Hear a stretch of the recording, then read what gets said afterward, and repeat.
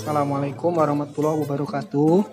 Kita akan mulai perkuliahan ini, yaitu masuk pada bahasan pertama tentang landasan pendidikan. Kalau kemarin kita orientasi, manfaat dan tujuan, kita sekarang masuk kepada bahasan apa itu landasan pendidikan. Jadi bisa kita ketahui secara normatif dan secara definisi, ada dua istilah yang harus kita pahami dulu dalam memahami pengertian landasan pendidikan, yaitu landasan dan istilah pendidikan. Nah, apa itu landasan? Jelas dalam kamus KBBI, landasan itu diumpamakan sebagai alas dasar atau tumpuan, atau bisa juga pondasi atau pundasi. Jadi mengacu pada pengertian tersebut, kita bisa memahami bahwa yang disebut dengan landasan itu ibaratnya suatu alas atau dasar pijakan dari sesuatu hal, sesuatu titik tumpu atau titik tolak dari sesuatu hal, atau suatu pondasi tempat berdirinya sesuatu. Contoh, ketika kita ingin bepergian tentu ada titik yang kita tuju dan titik awal kita untuk melakukan perjalanan. Nah, itu disebut dengan landasan awal atau landasan. Kalau sudah paham, kita lanjut. Maka berdasarkan sifat wujud, ada jenis landasan yang perlu teman-teman mahasiswa ketahui. Satu, ada landasan yang bersifat material dan ada landasan yang bersifat konseptual. Misalnya, landasan yang bersifat material antara lain berupa landasan pacu pesawat terbang misalnya, dan pondasi bangunan gedung. Ini bersifat material, artinya sesuatu yang memang diperuntukkan yang bersifat materi atau yang bersifat teknis. Beda lagi dengan landasan yang bersifat konseptual. Nah, kalau konseptual itu berupa konsep-konsep atau berupa ide gagasan. Contoh, Undang-Undang Negara Indonesia atau Pancasila. Nah, itu salah satu contoh landasan yang bersifat konseptual. Artinya bukan untuk dipraktekkan, tapi itu sifatnya adalah sifat bagaimana praktek itu berlandaskan atas konsep yang telah dibuat. Kalau yang tadi, yang material itu mengarah kepada hal teknis. Nah, kalau landasan konseptual itu mengarah kepada konsep. Sok dipahami dulu perbedaannya material dan konseptual. Itu intinya. Kalau konseptual tadi dia berdasarkan konsep, ide, pemikiran. Kalau material, implementasi dari apa yang dikonsepkan. Contoh tadi, kita punya ide gagasan bagaimana ingin membuat bangunan. Maka dalam hal konseptual, bangunan tersebut harus mengacu speknya berapa, terus kedalamannya berapa, baru diterapkan. Nah, itu yang disebut dengan material. Ini peta konsepnya bisa di-save oleh teman-teman. Landasan pendidikan itu ada material, ada konseptual. Kalau material itu kita bisa lihat ada 3 hal di dalamnya. Ada peserta didik, ada lingkungan, dan ada sarana dan prasarana. Nah, kalau konseptual karena berbuah sebuah ide atau gagasan atau konsep, maka ada konsep atau landasan berdasarkan filosofis, ada landasan bersifat yuridis, ada landasan yang bersifat empiris, dan landasan religius atau religi. Dari 4 landasan tersebut nanti kita akan dibagi lagi, karena konsep yang 4 ini disebut konsep universal.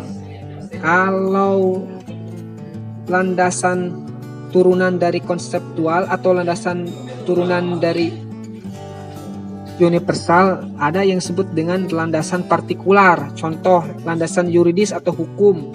Ada undang-undang, ada peraturan. Kemudian landasan empiris, ada landasan psikologis nanti di dalamnya, ada sosiologis, ada historis.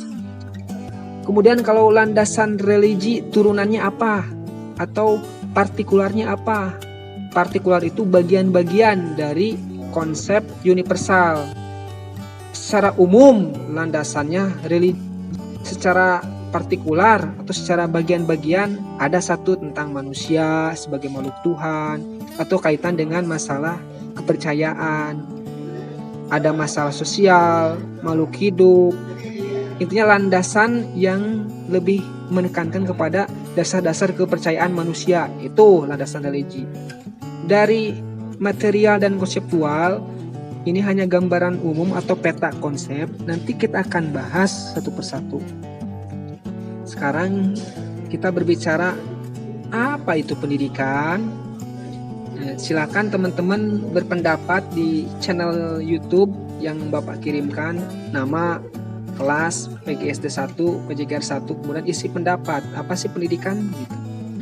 Nah, setelah kita memahami apa yang didefinisikan tentang pendidikan, maka dari semua definisi pendidikan, baik dari berbagai ahli maupun pendapat kalian, bisa disimpulkan bahwa pendidikan itu antara lain bisa dipahami dari dua sudut pandang. Pertama, dari sudut pandang praktek, sehingga kita mengenal istilah praktek pendidikan.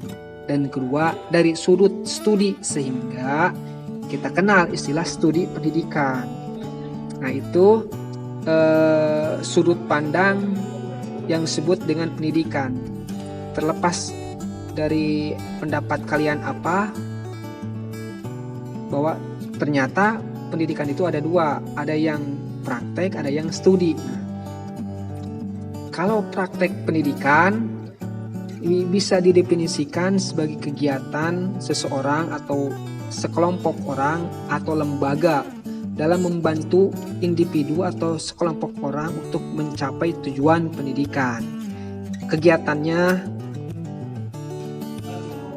dapat berupa pengelolaan pendidikan baik makro maupun mikro. Apa itu makro? Yang bersifat besar, mikro yang bersifat kecil sekupnya.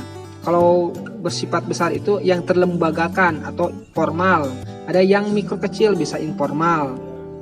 Dan dapat juga kegiatan pendidikan, bimbingan, pengajaran atau latihan. Artinya yang tidak terlembagakan, atau kalau disederhanakan ada yang formal itu kayak SD, SMP, itu berarti dinas pendidikan, di bawah naungan dinas pendidikan. Nah, kalau yang bersifat mikro atau kecil atau yang di luaran, itu yang tidak mengikuti atau tidak menginduk kepada dinas pendidikan. Contoh, misalkan kalian mendirikan sebuah lembaga pelatihan kursus misalkan, atau bimbingan belajar misalkan, atau les privat yang diadakan di rumah. Nah, itu salah satu praktek pendidikan juga disebutnya. Selanjutnya, apa itu studi pendidikan? Studi pendidikan adalah kegiatan seseorang atau sekelompok orang dalam rangka memahami pendidikan. Nah, kalau dalam KBBI itu yang disebut dengan memahami, artinya mengerti, benar-benar mengerti itu akan sesuatu hal, sangat mengetahui akan sesuatu hal. Maka disebut studi itu adalah bagaimana kita belajar memahami hingga benar-benar ngerti banget tentang pendidikan. Misalkan teori-teori pendidikan, bagaimana cara mendidik siswa yang ABK, yang berkebutuhan khusus ya, ABK itu. Ada juga yang siswa yang memang maaf kayak SLB, itu kan beda penanganan, beda dengan siswa yang normal. Nah, itu salah satu bagaimana memahami pendidikan ini. Jadi kesimpulannya adalah yang disebut dengan landasan pendidikan, berdasarkan uraian di atas, dapat disimpulkan bahwa landasan pendidikan itu adalah asumsi-asumsi atau dugaan-dugaan atau konsep-konsep yang menjadi dasar pijakan atau titik tolak dalam rangka praktek pendidikan dan atau studi pendidikan. Nah, jadi kalau kita ingin praktek pendidikan atau studi pendidikan, maka harus punya landasan pendidikannya yang tadi kita sebutkan. Ada landasan secara material, ada landasan secara konseptual. Nah, itu harus kita pahami sehingga tuntas dan komprehensif. Itu gambaran awal, nanti kita akan bahas di materi selanjutnya.